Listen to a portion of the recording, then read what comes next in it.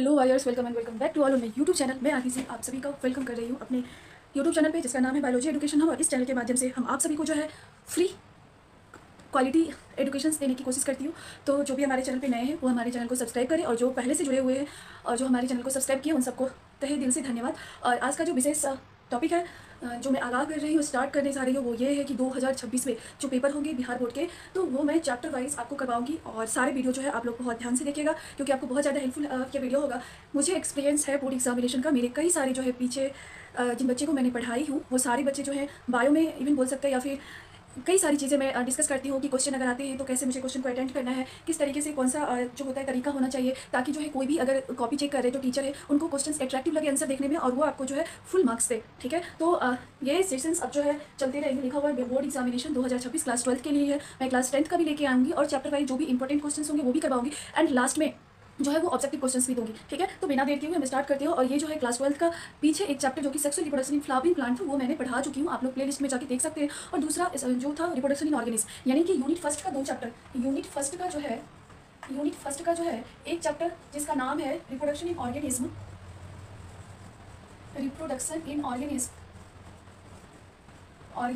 और दूसरे चैप्टर की अगर हम लोग बात करते हैं तो sexual reproduction in flowering plant. Okay, तो ये दोनों चैप्टर्स जो है जो कि मैं पढ़ा चुकी हूँ, आपके प्लेलिस्ट में पढ़ा हुआ है, आप जाके वहाँ से देख सकते हैं। और जिनको भी दिक्कतें होगी मैं इसका जो है एक रिवीजन सेशन भी लेके आऊँगी। तीसरा चैप्टर जो इस यूनिट में है वो है ह्यूमन रिप्रोडक्शन,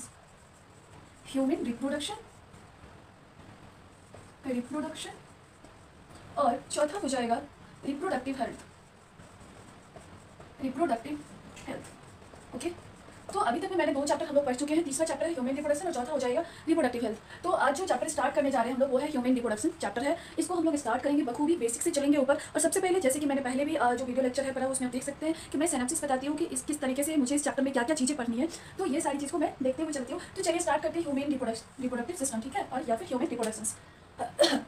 जहाँ मतलब मान लीजिए कि अगर दिक्कत होगा, क्योंकि बोर्ड तो छोटा है, बड़ा वाला बन रहा है, देखते करता है, तो आप जो मतलब विजिबल होगा, आप वीडियो को पॉज करके देख सकते हो आसानी से, कहीं से कोई दिक्कतें नहीं होगी। ठीक है, बोला जाता है ना, जहाँ चाह वहीं रहा। अगर जो पढ़ना चाहेंगे ना, उनके लिए जो होती है असुविधा नाम की कोई चीज़ें नहीं होती है। आप जो है उसमें से असुविधा में भी आप लोग सुविधा को ढूंढ सकते हो, क्योंकि आपको चाहिए क्वालिटी एजुकेशन, आपको चाहिए रिजल्ट, और वो रिजल्ट जिसका कि इंतजार कर रहे हैं आपके पेरेंट्स, जिनका एक सपना है कि हमारा बच्चा जो है बहुत अच्छा करे। अगर हम लोग बात करते हैं, मैं अपने स्टूडेंट के बारे में बताऊँ तो मेरे कई सारे स्टूडेंट थे, जो कि मैं अभी 2 साल से तो लगभग पढ़ाने रही हूँ। 2023 में लास्ट में पढ़ाई थी, दिसंबर में बैच को ओवर की, उसके बाद नहीं पढ़ाई हूँ। तो उस सेशन में या फिर उससे पहले की बात करूँ तो हमारे मतलब बता सकती हूँ कि एक सेशन में लगभग 10 से एबव ऐसे स्टूडेंट होते थे जिनका 400 प्लस मार्क्स रहता था, और बायो में 90 प्लस।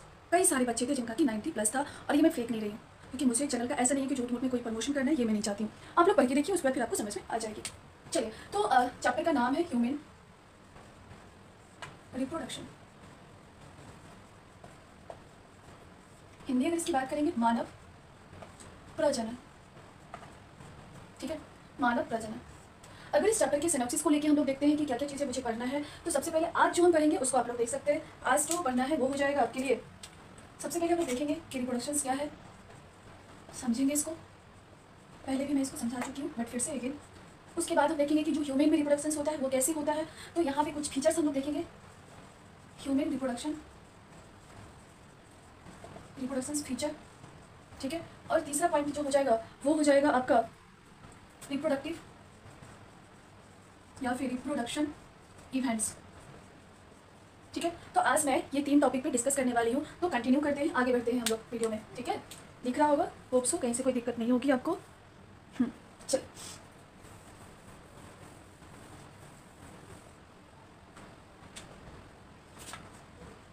रिप्रोडक्शन। मैं ना कोशिश करती हूँ कि इस तरीके से समझाऊँ कि डिफिनेशंस आप लोग खुद बना सको, क्योंकि टीचर का मतलब ये नहीं होता है कि वो आपको ज्ञान दे, वो आपको ज्ञान अर्जित करने के लिए प्रेरित करे, माध्यम दे। चलना आपको है, ऐसा नहीं है कि मुझे उंगली पकड़ के आपको चलाना है, नहीं, आप लोग खुद चलोगे। तो देखिए, यहाँ मतलब है रिप्रोडक्शंस, तो हो जाएगा प्रजनन। ठीक है, प्रजनन। और यहाँ देखिए, इसका हिंदी आप लोग समझ सकते हो या फिर मीनिंग बोल सकते हैं, जिसको आप लोग समझ सकते हो। री मतलब क्या होता है? री मतलब होता है पुनः, इट मीन्स बार बार। ठीक है, और प्रोडक्शन मतलब क्या होता है? प्रोडक्शन मतलब हो जाएगा प्रोडक्ट मतलब जैसे उत्पाद होता है, और जो प्रोसेस होता है उसको हम लोग क्या कहेंगे, प्रोडक्शन, यानी कि जो प्रोसेस के द्वारा, यानी कि इसको बोल सकते हो जनन। ठीक है, प्रोडक्शन मतलब क्या हो जाएगा, जनन, यानी कि पुनः जनन की क्रिया। मतलब है कि जीवों के द्वारा अपने अस्तित्व को इस पृथ्वी पे बनाए रखने के लिए जो लैंगिक क्रियाएं होती है और ये बार बार चलती रहती है, उसी को हम लोग क्या कहते हैं, तो प्रजनन कहते हैं। दूसरा definition, it is a biological process, it is a biological process in which all organism maintain his populations. ठीक है, मतलब वैसा बायोलॉजिकल, वैसा जैविक क्रिया प्रक्रिया जिसके द्वारा क्या होता है, कोई भी ऑर्गेनिज्म अपनी जो संतति जो होती है, अपना उनका जो पॉपुलेशन है उसको वो क्या करते हैं, बनाए रखते हैं, उसी को हम लोग क्या कहेंगे, रिप्रोडक्शन कहेंगे। चलिए आते हैं यहाँ पे डिफिनेशन हम लोग लिख लेते हैं। ठीक है, चलो, it is a biological process in which, ठीक है, in which all organism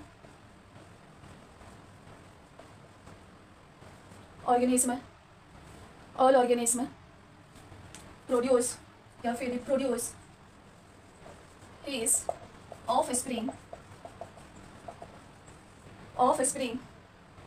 for the continuity of species।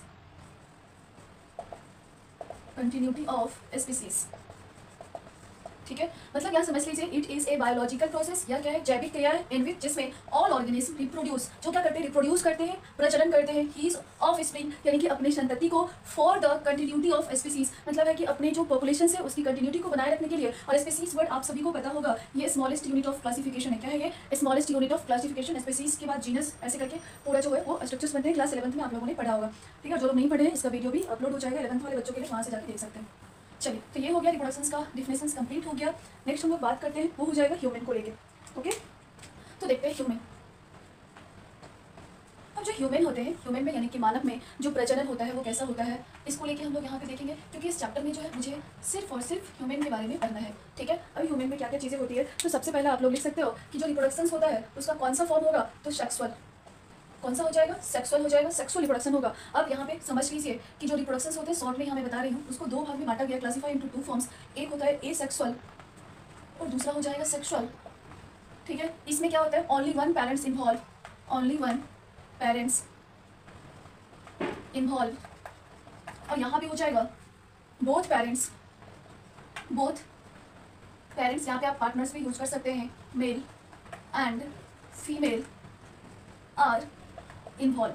Okay, involve, यहाँ तक में कोई दिक्कत नहीं होगी। मतलब है कि ओनली वन पेरेंट्स इन्वॉल्व, यहाँ पे क्या हो जाएगा, दो पेरेंट्स इन्वॉल्व होंगे। दूसरी बात करेंगे तो जो ऑफ स्प्रिंग होते हैं ना, ऑफ स्प्रिंग जो होते हैं ए सेक्सुअल में exact copy of his parents, मतलब वो अपने पेरेंट्स का जीरोक्स कॉपी होते हैं, बिल्कुल सेम होते हैं, उसमें कहीं से कोई दिक्कतें नहीं होती है। बट अगर हम लोग सेक्सुअल रिप्रोडक्शन के थ्रू जो ऑफ स्प्रिंग बनते हैं उसकी बात करेंगे तो not xerox copy of his parents, because इसमें क्या होता है कि जो दो पेरेंट्स होते हैं, दोनों के कैरेक्टर्स जो होते हैं वो ऑफ स्प्रिंग में आते हैं। और दूसरी बात जेनेटिक्स में मैं आपको पढ़ाऊंगी कि जो होती है ना, ऐसा नहीं है कि जो कुछ कैरेक्टर्स जो होते हैं वो पेरेंट्स से आते हैं, अप्रॉक्स 50% बोलते हैं, मगर ये आंका नहीं गया है कि 50% इससे ज़्यादा इससे कम भी हो सकते हैं। और दूसरी जो होते हैं इन्वायरमेंटल फैक्टर होता है, इन्वायरमेंटल फैक्टर भी होता है। तो उम्मीद करती हूँ एसेक्सुअल और सेक्सुअल समझ में आ गया होगा आप सभी को। तो जो ह्यूमन होते हैं, ह्यूमन में कैसा हो जाएगा, सेक्सुअल। और आप सबको वही बुद्धिजीवी कोई पूछेगा तो बता सकते हो कि यानी कि सेक्सुअल मतलब आप सभी को समझ में आ जाएगा कि क्या चीज़ें हैं सेक्सुअल में, यानी कि दो पेरेंट्स इसमें इन्वॉल्व होंगे। और आप सब समझते हो कि जो ह्यूमन होते हैं उसमें मेल और फीमेल अलग अलग होते हैं, बॉयज गर्ल्स अलग अलग होते हैं, नर मादा अलग अलग होते हैं। ठीक है, अब देखिए नेक्स्ट हम लोग बात करते हैं कि जो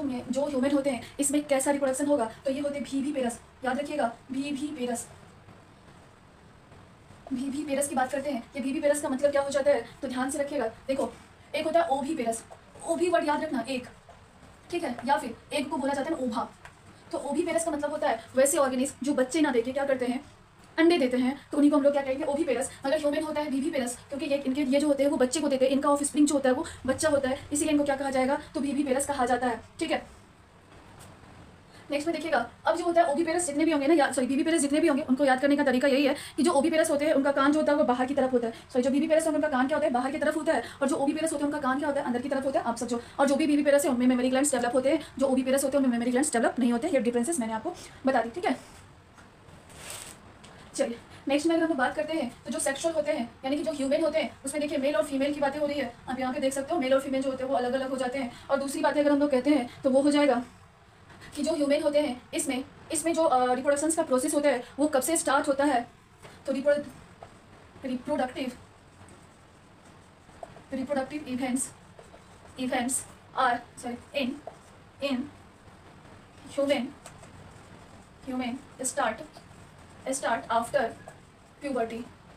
मतलब जब यौवनावस्था होता है वहाँ से ये चीज़ें जो होती है वो स्टार्ट होता है रिप्रोडक्शंस का इवेंट्स। ठीक है, तो यहाँ तक में कोई दिक्कतें नहीं होनी चाहिए आप सभी को। आप देख सकते हो कि जो होता है कब से स्टार्ट होता है और कैसे होता है। ह्यूमन रिप्रोडक्शंस की बात करेंगे, ये सेक्सुअल होते हैं, विविपेरस हो जाएगा, मेल और फीमेल इसमें अलग अलग होते हैं। Reproduction events in human start puberty. Okay, कहते हैं ना कि जो बोला जाता है कि मंजिल मतलब जितनी खूबसूरत आपकी रास्ते होंगे ना उतना खूबसूरत मंजिल होगा। मतलब है यहाँ पे खूबसूरत रास्ते होने का मतलब ये नहीं है कि एकदम आसान होगा आपका रास्ता, नहीं, आपके रास्ते जो होंगे बहुत टफ होंगे, मगर उसको करने में आपको एंजॉय वाली फीलिंग आनी जरूरी है। ऐसा इसलिए बोला जाता है क्योंकि जब आप किसी भी चीज़ को समय देते हो ना, उसको आप समझते हो ना, तो फिर वो चीज़ें आपको समझ में आने लगती है। कहावत याद आई है इससे मुझे कि अच्छे व्यक्ति और अच्छी किताब जो होती है वो जल्दी समझ में नहीं आती है। मेरे कहने का मतलब है कि अगर दिक्कतें हो रही होगी आप सभी को समझने में, तो आप उस चीज़ को समय दीजिए। अगर कोई क्वेश्चन आपसे ना बन रहे हो ना, तो आप उसको बार बार पढ़िए। जब आप बार बार पढ़ोगे ना, तो आपका जो माइंड है ना वो ज़्यादा कॉन्शियस हो जाता है उस चीज़ को करने में, और फिर वो जो होता है आपको तकनीक जो होता है वो बता देता है, क्योंकि आवश्यकता ही आविष्कार की जननी है। चलिए नेक्स्ट हम लोग आगे बढ़ते हैं। बहुत सारी बातें हो गई, इवेंट्स को देख लेते हैं कि जो ह्यूमन रिप्रोडक्शंस होते हैं उसमें कौन कौन से इवेंट्स हैं, जो कि मेरे आज के क्लास का जो होगा वो लास्ट टॉपिक हो जाएगा। तो यहाँ पे हेडिंग दीजिए रिप्रोडक्टिव इवेंट्स। हेडिंग देना है रिप्रोडक्टिव इवेंट्स।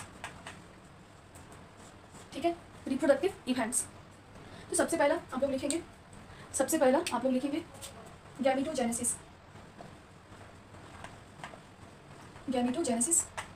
दूसरा आप लोग लिखिएगा इंसेमिनेशन। मैं सब समझा दूंगी, गैमेटोजेनेसिस क्या होता है, इंसेमिनेशन क्या होता है, एवरीथिंग समझाऊंगी।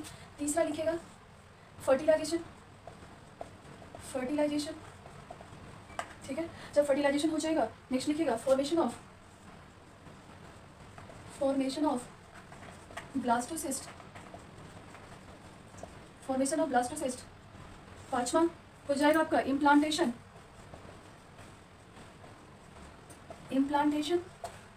छठा हो जाएगा आपका गेस्टेशन। और सातवां हो जाएगा आपका पार्चुरेशन।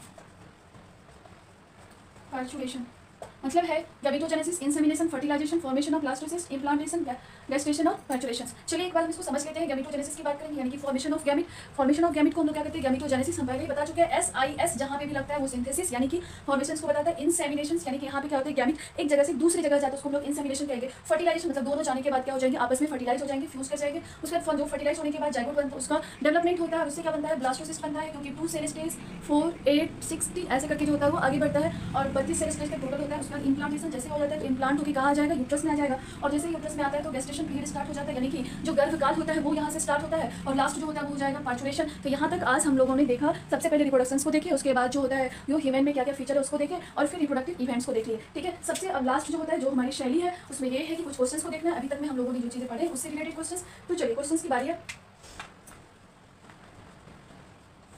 चलिए सबसे पहले क्वेश्चंस की हम लोग बात करते हैं। In human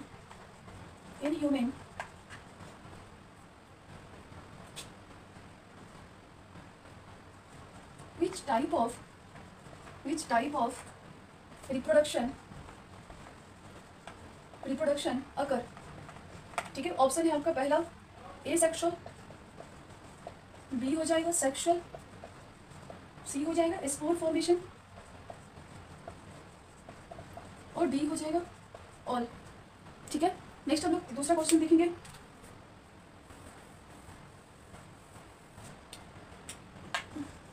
human is dash. ए हो जाएगा आपका ओविपेरस, बी हो जाएगा विविपेरस, सी हो जाएगा बोथ, डी हो जाएगा नन। लिख करती हूँ, कोई दिक्कत नहीं होगा, क्वेश्चन देख रहे होंगे आप लोग। चलिए इसके अलावा हम लोग कुछ एक लॉन्ग क्वेश्चन देख लेते हैं।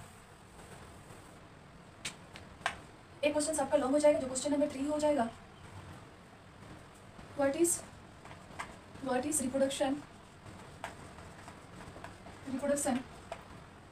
Right A events of reproduction.